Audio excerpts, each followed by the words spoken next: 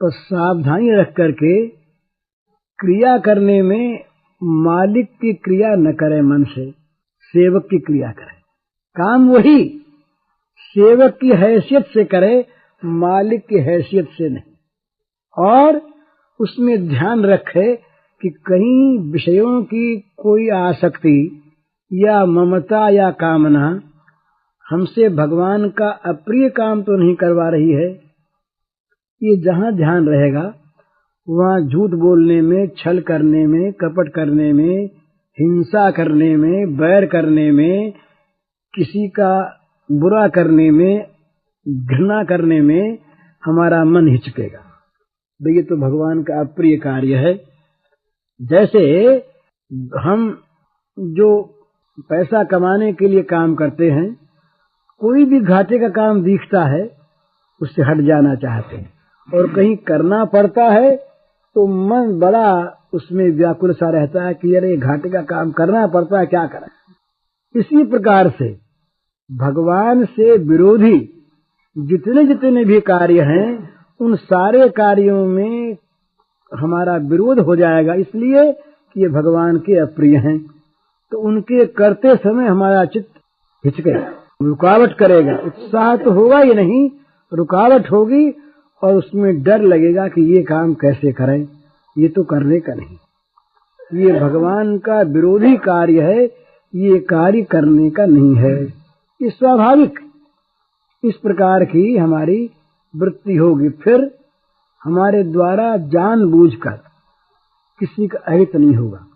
हमारी बुद्धि निरंतर सेवा करने वाली बनेगी। भला ये लोक सेवा, समाज सेवा, धर्म सेवा, ईश्वर सेवा, जाति सेवा, राष्ट्र सेवा, ये तब तक बन नहीं सकती जब तक हम विषयों की सेवा में लगे। बन नहीं सकती, क्योंकि जहां जहां पर वो हम काम करेंगे वहां वहां पर हम हमारे मन को विषय अपनी तरफ खींच लेगा। जहां वो खींच लेगा बस हमारी जो असली चीज थी वो गई। अभी जो मैंने कहा, फिर हमारी दृष्टि स्वाभाविक अपने पास जो कुछ है, जो कुछ भी, वो जिसके पास नहीं है उसकी ओर जाएगी, और हमारे पास की वस्तु से हम उसकी कुछ न कुछ सेवा करना चाहेंगे। ये स्वभाव की बात है। जैसे एक आदमी के पास लाख रुपया है और एक आदमी के पास 10 रुपया है। लाख रुपए वाला आदमी अगर ये समझता है वो लाख से कम वालों की ओर तो ताकता ही नहीं, वो करोड़ वालों की तरफ ताकता है, तो निरंतर अपने को घाटे में देखता है, घाटे में देखता है, और वैसा बनने की इच्छा करता है। तो जो घाटे में देखेगा वो दूसरों की सेवा क्या करेगा। और लाख वाला अगर देखे नीचे वालों की तरफ कि भाई ऐसे भी हैं कि जिनके पास 10 रुपए ही है और जिनके केवल 10 रुपए महीने की मजदूरी होती है, ऐसे लोग हम जैसे ही हैं, ऐसे उनके हाथ पैर हैं, ऐसे उनके मन हैं, ऐसी इंद्रियां हैं, ऐसे उनके घर वालों का मोह है, स्नेह है, ममता है। उनकी तरफ जब वो देखेगा तो स्वाभाविक उसकी इच्छा होगी कि अपने पास जो कुछ है इसका कुछ हिस्सा जिनके पास नहीं है उनको बांट दें, और उनको बांटने में सुख होगा, अभिमान नहीं होगा और दुख नहीं होगा। ये ठीक बात। उसको सुख होगा कि मैंने आज अपना काम कर लिया। ऐसे स्वभाव के आदमी हैं, मैंने देखे हैं कि जो बिना कुछ किसी को दिए जिनसे रहा नहीं जाता। रोज अगर कुछ किसी को न दें तो उनका मन मानता नहीं। मैं अभी नाम नहीं बताऊंगा। एक आदमी के संबंध में मेरे एक जो पहले मेरे पास रहते थे एक सज्जन, वो आजकल उनके पास रहते, तो वो काशी से आए, मुगल सराय में गाड़ी में बैठे, उसको उनको तो कुछ देना, अब दिए बिना रहा न जाए, वहां कोई था नहीं, तो बोले अच्छा उस अखबार वाले को बुलाओ। अखबार वाले को बुलाया, बोले तुम्हारे पास कितने अखबार हैं? सब एक दे दो। ये भी नहीं कि सब ले लो, सब लोग पढ़ने से रह जाएं। एक छोटी सी बात है, अखबार ले लिए। बोले कितना पैसा हुआ? बोले 4.5 आना।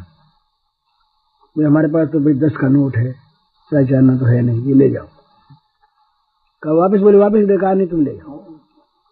अब रहा न जाए, फिर मन में आया कि अभी तो अब वो कहे नहीं किसी को हमको देना है, बोले उस खिलौने वाले को बुलाओ। खिलौने वाले आया, उसके पास 1.5 रुपये खिलौने लिए और 100 का नोट दे दिया कि जाओ ले जाओ। इसको हम बेवकूफी कह सकते हैं, लेकिन उनके मन की बात है, उनसे रहा न जाए किसी गरीब को कुछ दिए बिना, उनका चित्त माने नहीं। ऐसी एक वृत्ति होती है आदमी की, ऐसी वृत्ति होती है, और ये वृत्ति बड़ी सुंदर वृत्ति है। उसका प्रत्येक उसके पास की सामग्री है ये भगवान की सेवा में लगती है। मेरे कहने ये मतलब नहीं कोई ऐसे दे दे, यो देने की मैं सिफारिश नहीं करता, नहीं इसका अनुमोदन करता हूँ। मैंने केवल उनके भाव की तारीफ की है, उनकी क्रिया की नहीं।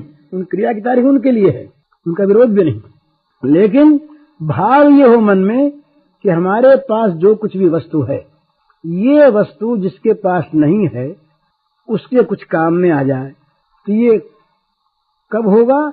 जब ऐसा करने में हमको सुख होगा, और सुख तब होगा जब हम इस वस्तु के गुलाम नहीं होंगे। अगर इस वस्तु के हम गुलाम हैं तब तो केवल बटोरेंगे ही, मरते दम तक बटोरेंगे, और बटोर कर भले ही छोड़ जाएं। ये धन की 3 गति मानी है, केवल धन की नहीं, जो भी धन संसार में है उसकी 3 गति होती है, एक तामस, एक राजस, एक सात्विक। दूसरे के काम में लगा दिया सात्विक गति हो गई, जिसे दान कहते हैं। अपने काम में ले लिया राजस गति हो गई, इसे भोग कहते हैं। और पड़े पड़े सड़ा दिया, नष्ट होगा ही, ये तामस गति हो गई, इसको नाश कहते हैं। तो दान, भोग और नाश, यहाँ के हरेक पदार्थ की 3 गति होती है, शरीर की भी, वस्तु की भी, वाणी की भी, धन की भी, विद्या की भी 3 गति होती है। या तो हम वो चीज जिसके पास नहीं है उसमें उसको वितरण कर दें, ये सर्वोत्तम है, और उसमें हमको सुख मिले। इससे नीची वो है कि हम उसका अच्छे भाव में, विलासिता के रूप में नहीं, अच्छे भाव में खुद उपभोग कर लें। ये राजस गति है, भोग है, और नहीं तो नाश तो होगा ही। जो वस्तु हमारे पास है उसे छोड़कर या तो पहले हम मर जाएंगे और या वस्तु पहले नष्ट हो जाएगी, उससे वियोग होगा ही, होगा ही, निश्चित बात है, रह नहीं सकता बिना वियोग हुए। इसलिए उस वस्तु में जो हमारी ममता है वो वियोग के समय दुख देगी, उस वस्तु के हमारे मन में महत्ता है वो वियोग हो जाने पर दुख देगी, वियोग होने का भय पैदा करके हमारे मन को डराती रहेगी। और अगर हमने किसी को दे दिया तो हमारे मन में अभिमान पैदा होगा कि हम बड़े दानी हैं, हमारे समान है कौन। इस तरह से हमारा मन कलुषित करते रहेगी वो वस्तु, जब तक हम उसके गुलाम हैं। हम उसके स्वामी हैं तो फिर क्या है, हमारी चीज हम भगवान के काम में लगा दें। हमारी चीज इसीलिए कि वो भगवान के काम में लगाने के लिए हमको मिली है, मिली इसीलिए है। जो वस्तु हमें भगवान ने दी है वो वस्तु इसीलिए दी है कि तुम उसकी संभाल रखो, खो मत, और जहां जरूरत हो मेरी सेवा की वहां मेरी चीज का उपयोग कर दो, बस। बुद्धि भी, विद्या भी, धन भी, मति भी, स्वास्थ्य भी, शरीर भी, इंद्रियां भी, सब के सब सारे पदार्थ यदि भगवान की सेवा में लगते हैं तब हम पूरे भगवान के, कम लगते हैं कम भगवान के हैं, और नहीं लगते केवल विषयों में लगते हैं तो हम भगवान का नाम लेने पर भी विषयों के हैं। हम पूजा करते हैं मंदिर में जाकर के, पूजा करना बड़ा अच्छा, सकाम भाव से बड़ा अच्छा, विरोध नहीं करता मैं, लेकिन पूजा करने में आरंभ से लेकर के और पूजा की अंतिम समाप्ति तक हमारा मन भगवान को भूला रहता है और भोग को ढूंढता है। तो भगवान दया करके अपनी पूजा मान लेते हैं, ये भगवान की कृपा है। तो हम तो पूजा उस भोग की कर रहे हैं, भगवान की कहाँ कर रहे हैं। इसीलिए अनुकूल वस्तु न मिलने पर हमको दुख होता है, और हम भगवान को भी समय समय पर कोष देते हैं कि ये भगवान ने बड़ा बुरा किया, हमने इतनी पूजा की, इतना हमने भगवान का आराधन किया और भगवान ने इतनी सी बात नहीं सुनी हमारी। तो ये जो पूजा किया, आराधन किया, ये उनसे काम कराने के लिए तुमने कोई बयाना दिया था, नौकरी कराने के लिए, या उनकी मर्जी पर अपने को छोड़ा था? मर्जी पर नहीं छोड़ते अपने को उनकी पर, तब भक्त का है कि तब तो तुम उनके मालिक बने बैठे हो कि नौकरी देंगे और तुम हमारा काम कर देना। बिल्कुल सीधी सी बात है। विरोध तो नहीं करता, मैं स्वयं करता हूँ, लेकिन बोले इतना हो जाए, इतना प्रसाद कर देंगे, और न हो तो नहीं करेंगे। न हो तो ये हमारे यहाँ देवाराधन का तरीका क्या है? पहले देवता की आराधना करो, आराधना यदि सम्यक प्रकार से पूर्ण हो जाए तब उसका फल उत्पन्न होगा। ये देवाराधन का शास्त्रीय तरीका यही है। कांक्षंत कर्मणाम सिद्धिम यजंत ये देवता क्षिप्रमि मानुषे लोके सिद्धिर्भवति कर्मजा। जो लोग जल्दी संसार में नया प्रारब्ध बनाना चाहते हैं, उन लोगों को चाहिए कि वो देवताओं के सम्यक प्रकार से आराधना करे। आराधना करने के बाद उनको सिद्धि मिल सकती है। ये तो तरीका शास्त्रीय है। और हम तो कहते हैं कि इतना काम हनुमान जी हमारा तुम कर दोगे, तब 100 रुपए का प्रसाद करेंगे और हम सब मिलके घर के खा लेंगे। उस दिन रोटी फिर क्यों बनेगी? दूसरी प्रसाद ही बनेगा तब। अब ये क्या चीज? ये पूजा नहीं है। ये जो इस प्रकार की जो चीज है ना, ये तो वास्तविक पूजा नहीं है। ये तो व्यापार है, अच्छा व्यापार है, खराब व्यापार नहीं है। एक तरीके से कि भाई झूठ बोलने से तो ये अच्छा ही है, ठगने से तो अच्छा ही है, चोरी करने से तो अच्छा ही है, परंतु ये भय व्यापार, लेन देन, और लेन देन भी अविश्वास का है। पहले दे करके फिर काम कराएं, सो नहीं। और ऐसा होता भी है, अगर काम नहीं हुआ तो प्रसाद नहीं करेंगे फिर। तो प्रसाद तो काम करने पर न था, नहीं काम हो तो प्रसाद काहेगा? हनुमान जी अपने घर, हम अपने घर। और यदि हनुमान जी ने हमारा काम कर दिया तो प्रसाद खाएंगे एक दिन वो हम लोगों के साथ आकर के। तो ये चीज जो है ना, ये चीज बताती है कि हम उन विषयों के दास हैं, भगवान के दास नहीं। इसकी निंदा करने का ये अर्थ नहीं कि कल से प्रसाद बोलना छोड़ दे कोई। वो तो बोले इसी निमित्त कुछ तो कहे, अच्छा है, लेकिन उसका जो स्वरूप है वो, हाँ ये और अच्छा है कि जो हमें 100 रुपए का प्रसाद करना है, प्रसाद हम पहले कर दें और फिर हनुमान जी से कहें कि महाराज हमने प्रसाद किया है, इसलिए किया, इसका फल आप दे दीजिएगा। ये अनोखी चीज है महाराज कि फल तो मिले पहले और कर्म हो पीछे। ये तो कर्म का सिद्धांत ही बिल्कुल गलत है। कारण पहले बनता है, कार्य पीछे होता है। ये तो सिद्धांत है, बिल्कुल लॉजिक की चीज है। ये सब जानते हैं, पहले कारण बनेगा तब काम होगा। और यहाँ कहते पहले हम काम कराएंगे, उसके बाद फिर हम उसका कारण पैदा करेंगे।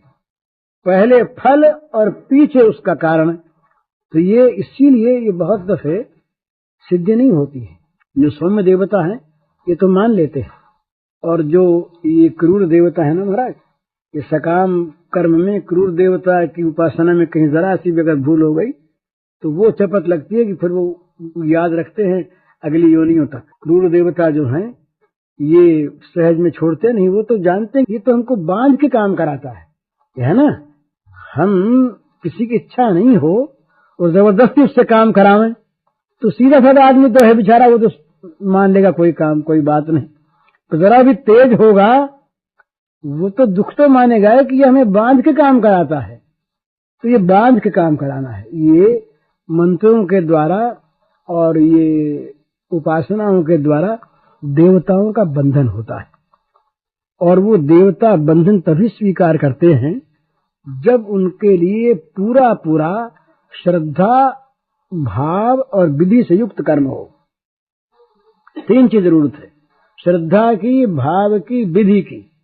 3 में से अगर एक की भी कमी रहती है तो देवता सिद्ध तो करते नहीं, नाराज होते हैं, क्योंकि वो उनको नया प्रारब्ध पैदा करना पड़ता है ना। वहां पर देखने की चीज है, नवीन प्रारब्ध पैदा करना पड़ता है। देवता को मामूली जोर नहीं आता उसमें, बड़ा उसको एक आदमी के प्रारब्ध को बदलना पड़ता है, तो मामूली काम नहीं है।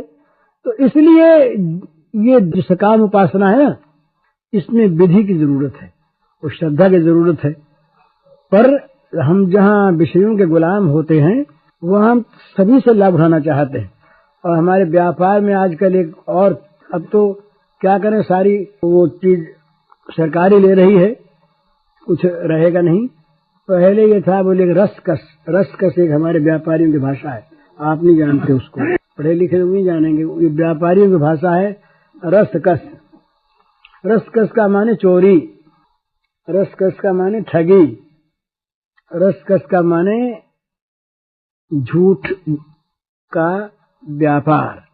ये रसकस माने आपसे आड़त तो कर ली भाई, रुपए सैकड़े की आड़त कर ली आपसे, ठीक है, वैसा क्या पैदा है, बोले रुपए सैकड़े की तो आड़त आ जाती है और रुपया सैकड़ा रसकस में बह जाता है। वो रसकस क्या चीज है? रसकस क्या चीज है? वो रसकस तो चोरी है, प्रत्यक्ष चीज है। तो वो चोरी जो है, हम जिसको लाभ मान लेते हैं, उसका परिणाम थोड़ी अच्छा होगा। भगवान के घर में अन्याय की मान्यता कैसे होगी? हम चाहे उसको अपनी बुद्धिमानी मान लें, रसकस को बुद्धिमानी मानते हैं, रसकस तो बुद्धिमानी मानते हैं। पहले लोग इसमें डरते थे। ये हम लोगों के यहाँ ऐसी चाल थी कि भाई मुंह से कह देंगे, पर ये बही में लिखने में हाथ चकता था। बोले भाई दोड़े पर काला को नहीं लिखा, ये कहते थे दोड़े पर काला को नहीं लिखा। और आजकल सब धोले पर काला लिखते हैं, दूसरा दो बही रखनी पड़ती है। नहीं तो इनकम टैक्स वाला और सेल टैक्स वाला जो है वो पहले खत्म कर दे तो 2 बही रखते हैं, 3 बही रखते हैं, और जबानी बही रहती है अलग। तो ये क्यों? चाहे वो टैक्स लेने वाले और चाहे हम, हमारे मन में विषयों की गुलामी आ गई है। इसलिए हम सत्य का आचरण करने में हिचकते हैं। सत्य का आचरण यदि सब करने लगे तो अपने आप सारे काम ठीक हो जाएं, उनमें जो गलत चीज है वो निकलने लगती है। लेकिन हम चाहें कि हम तो गलत करें और आप सब सत्यवादी बन जाएं, आप चाहें कि हम गलत करेंगे सत्यवादी बन जाए, तो कोई नहीं बनेगा, सब के सब वैसे बने रहेंगे। इसका मतलब यही है कि मौत हम भूले हुए हैं, साथ कुछ जाएगा नहीं, ये हमारी नजर में है नहीं। हम केवल जैसे कोई शराब पिया हुआ, नशा खाया हुआ आदमी दिन रात वो जैसे बकता है, जो मन में आके सो करता है, परिणाम भूला हुआ है। इसका नतीजा क्या होने वाला है? ये भूला हुआ आदमी जैसे प्रमादवश पीतवा मोहमयी प्रमाद मजरा मुन्मत्त भूतम जगत, मोहमयी प्रमाद के मजरा को पीकर जगत उन्मत्त हो रहा है, ऐसा कहा नीतिकार ने। तो बस ये दशा हमारी है, प्रमत्त की भांति, उन्मत्त पागल की भांति हम निरुद्देश। उस होगा क्या इसका कुछ समझ में नहीं आता, और कर क्या लेंगे? पर वो हमारी विषयासक्ति, हमारा वो विषयों का दासत्व दिन रात हमारे द्वारा भगवान से विरोधी कामों को करवाता है। और उसमें एक बुरी से बुरी बात ये हो गई कि उसमें आज हम गौरव मानने लगे। पाप में जब तक पाप बुद्धि है, बुराई में जब तक बुराई बुद्धि है, तब तक आदमी के द्वारा बुरा कर्म होने पर उसके मन में एक सूर से चुभती है कि भाई बुरा काम हो गया, आइंदे नहीं करेंगे, बहुत बुरा हुआ। पर जिसके मन में बुरा करने पर गौरव की प्रतीति होती है, देखो हमने कर लिया ना, मूर्ख लोग सब रह गए और हमने कर लिया, वहां फिर पाप बुद्धि तो रही नहीं। वहां पर धीरे धीरे अंतरात्मा जो शुद्धि की आवाज देती है मनुष्य को, वो क्षीण हो जाती है, और फिर होते होते उल्टी आवाज हमारी विपरीत बुद्धि देने लगती है कि यही ठीक है, यही जो तुम कर रहे हो यही ठीक है, ये चोरी ठीक है, ये बदमाशी ठीक है, ये भगवान के विरोधी काम ही ठीक है। ये दशा आज हमारी और हमारे समाज की होने लगी है। ये विषयों का दासत्व इस माने बढ़ रहा है, और जितना बढ़ेगा ये जरा बुरी चीज है कहने में, क्योंकि सारा संसार मान रहा है इस समय कि संसार उन्नति की ओर जा रहा है, संसार की प्रगति हो रही है। न मालूम ये रॉकेट जा रहे हैं, को कल चंद्रलोक में जा पहुंचेंगे, वहां के प्लॉट का हम लोग बेचने लगे हैं, खरीदने भी लगे हैं, और शायद कोई चंद्रलोक में जा भी पहुंचे, कोई आश्चर्य नहीं। परंतु हमारा मन जहां तक विषयों का गुलाम रहेगा और जहां तक काम क्रोध लोभ हिंसा द्वेष आदि हमारे जीवन के संगी रहेंगे, उन्नति होगी नहीं, सुख होगा नहीं, शांति होगी नहीं। ये आप निश्चित मान लें, चाहे न समझ में आवे आज, बुरे का परिणाम अच्छा हो नहीं सकता। तो ये जो प्रगति है, ये प्रगति नहीं है, अवनति है। जितना कलह, जितना द्वेष, जितना आपस का बैर आज बढ़ा है, उतना आज के 20 वर्ष पहले नहीं था। ये भाई तो, और इसका हम फल चाहते हैं कि हमको शांति मिलेगी, सुख मिलेगा, चाहे हम कितनी ऊंची बात करें, परंतु हमारे मन में क्या है? हमारा मन तो क्या चाहता है? अपना सुख, और चाहे सब दुखी हो जाए, और चाहे इसको हम इस रूप में न कहें, हम कहें इस रूप में कि हम सबको सुखी बनाने के लिए ये काम कर रहे हैं, पर अपने मन के अंदर को टटोल करके देखें तो पता लगेगा कि दूसरे के दुख में हम सुखी होते हैं कि नहीं। अगर सुखी होते हैं तो उनका दुख चाहते, सुख नहीं चाहते, स्वाभाविक बात। तो इसलिए इस समय ये जितना भी भोग बाहुल्य और भोगासक्ति बढ़ रही है, प्रसक्ता काम भोगेशु, ये भगवान ने तो गीता में इसको खोल के बता दिया, खोल के बता दिया कि जो लोग काम और भोग में आसक्त हैं, वे लोग अन्याय पूर्वक जीवन चलाने को बाध्य होंगे। अन्याय नार संचयान, और फल क्या होगा? प्रसक्ता काम भोगेशु पतंति नरकेशु चौ। इस प्रकार अन्याय पूर्वक जीवन संचालन करने वाले लोग जो हैं, चाहे कोई हो, उनको अनंत दुखों का भोग करना पड़ेगा। वो चाहे नरक यहाँ के हों, चाहे वहां के हों। पतंति अशुचौ नरके पतंति, ये गीता का वाक्य। अशुचि नरकों में वो जा करके गिरेंगे, दुख के लोक में जाएंगे लोग। तो इसलिए ये उन्नति नहीं है। हमारा जब तक मन ऊंचा नहीं होता, हमारे मन में जब तक दैवी संपत्ति नहीं आती, हमारा मन जब तक बुराई का त्याग करने के लिए दृढ़ निश्चय नहीं हो जाता, बुराई का त्याग कर नहीं लेता, भलाई को ग्रहण नहीं कर लेता, हजार आफतों को और हजार असफलताओं को सिर चढ़ाकर वर्ण करता है उनको, चाहे हम कितनी विपत्ति आवे, हम जो हमारी ये दैवी संपत्ति है, हमारा जो ऊंचा चरित्र है, इसको नहीं छोड़ेंगे हम। चाहे हम तबाह हो जाएं, वो तबाह नहीं होगा, उसे भगवान बचाएंगे। और जो विषयों के प्रलोभन में भलाई छोड़ देगा, उसका कभी भला हो नहीं सकता। तो अपनी जो बात चल रही 3 दिन से, हो ही राम को, उसका मतलब यही है कि हम विषयों के गुलाम न रह के भगवान के दास बन जा। भगवान के दास होने पर 3 चीज होगी। भगवान की सेवा में हमारा मन रहेगा, भगवान के गुण हमारे अंदर आवेंगे, और भगवान हमारी रक्षा करेंगे। 3 बात। भगवान के दास होने पर स्वाभाविक उनकी सेवा करने को जी चाहेगा, तो उनकी सेवा में फिर जगत की बुराई बंद हो जाएगी, विषयों की सेवा बंद हो जाएगी, भगवान हमारी रक्षा करेंगे। ये सबसे बड़ी बात। जब तक उनके दास नहीं है, जब तक विषयों के दास है, तब तक हम किस मुंह से उनसे कह सकते हैं कि भगवान हमारी आप रक्षा करो? कैसे कह सकते हैं? तो भगवान का दास, भगवान के अपने आप को बना दें, और ये चेष्टा करें, प्रार्थना करें, सोचें, निश्चय करें, तो मन से तो विचार करें, निश्चय करें हम उनके दास हैं। और क्रिया में जहां जहां पर कोई भी काम ऐसा हो कि जो भगवान की प्रीति के प्रतिकूल दिखे, उसे जरा से हट जाएं। जरा उसमें हानि दिखे, उस हानि को विवेक के साथ, बुद्धिमानी के साथ सह लें।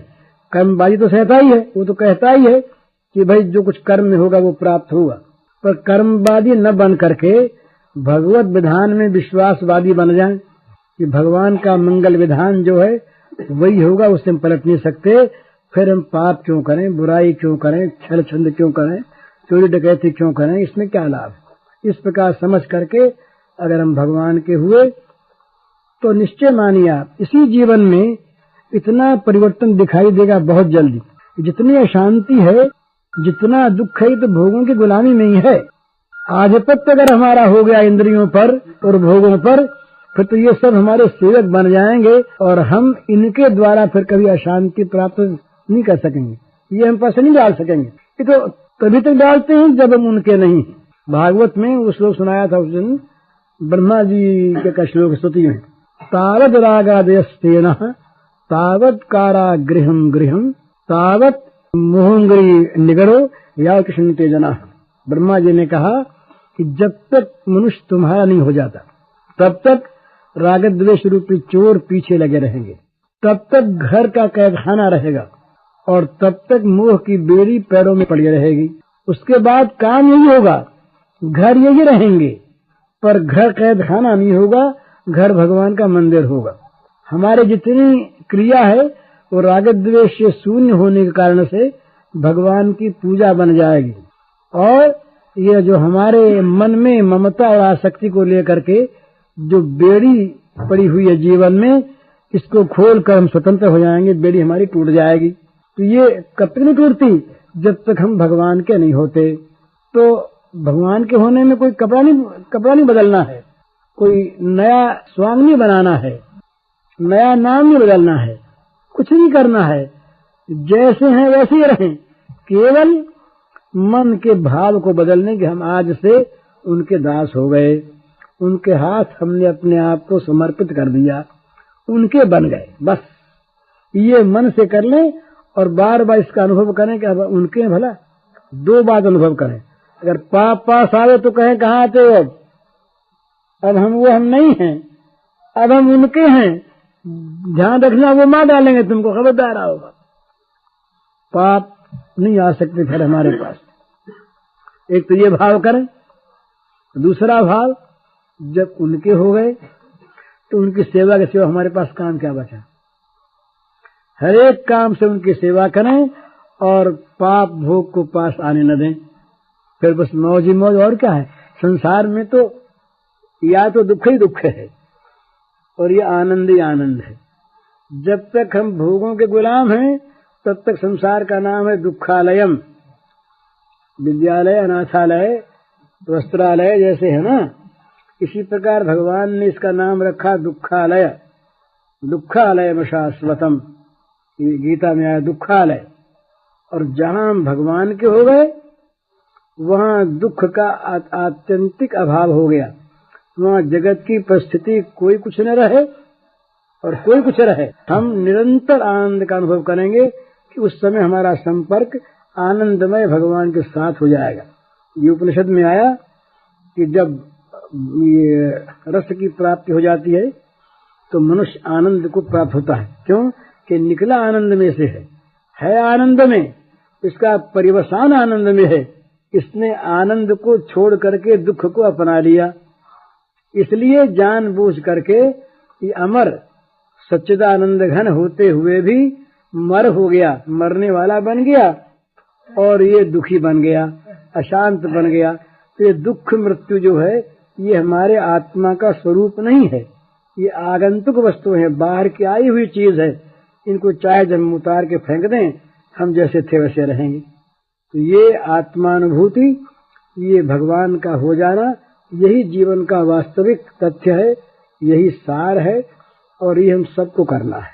इसमें जितनी देर हो रही है उतना ही हमारे जीवन का बहुत बड़ा मूल्यवान भाग नष्ट हो रहा है, बड़ी हानि हो रही। इससे हमको सावधान होना चाहिए, इस हानि से हम बचें। न मालूम कब मर जाए, तो मरने के पहले ये काम कर लें, इसकी बड़ी आवश्यकता है।